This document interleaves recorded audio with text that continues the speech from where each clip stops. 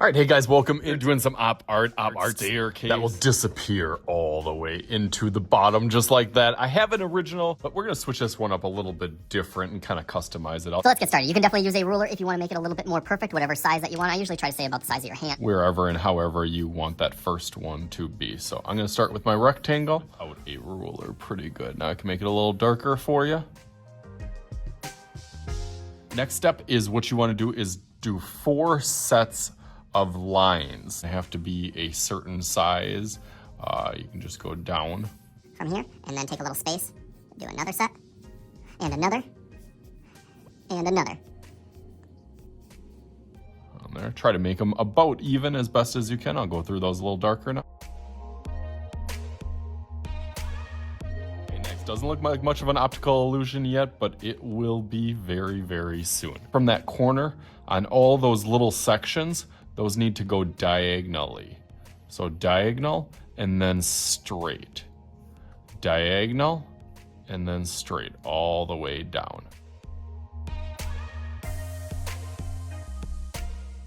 Okay, so now you can kind of mentally block out this section up here because that's gonna all be gone over in black or shaded or Sharpie, some people even have done before. But these little small sections is where it'll get a little bit more complex for my younger viewers. These will all be shaded in. So I'm gonna go through that. I always talk about value scales in my class. Usually I start to have them kind of practice from light to dark. So that's what we're gonna kind of do, is it's gonna be a little bit darker up here and then eventually it'll go down. I'll start with my pencil on the side and then filling in all the way down to the bottom.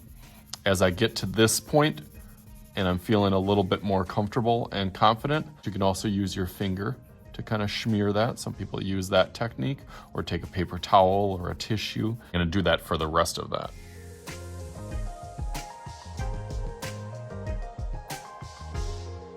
This top part, there's a couple different options. I think I used a colored pencil for this one to get like a more realistic quality. But this one I think I'm gonna try with Sharpie, or with marker, I shouldn't say Sharpie, with my dry erase marker, just to save through some of my Sharpies. Sometimes I'll do that. I'll outline this and I can use that chisel tip that's really good, get some of those edges, and then I could even clean it up with a regular Sharpie on some of the parts. So let's go through that quick.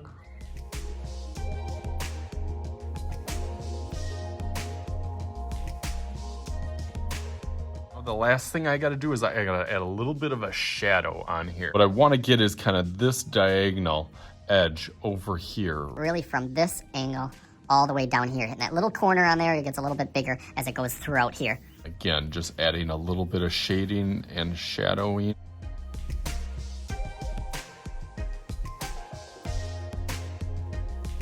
See it starting to work. Last thing I usually do is kind of clean up that little edge over here, just where that shadow goes in. There, it looks cool, but of course we gotta drop it to a certain level. And just like that, you can see both of them on here. Of course, this is a really good start, and I wanna take this as inspiration. So let's make a little magic happen, just like... All right, ready?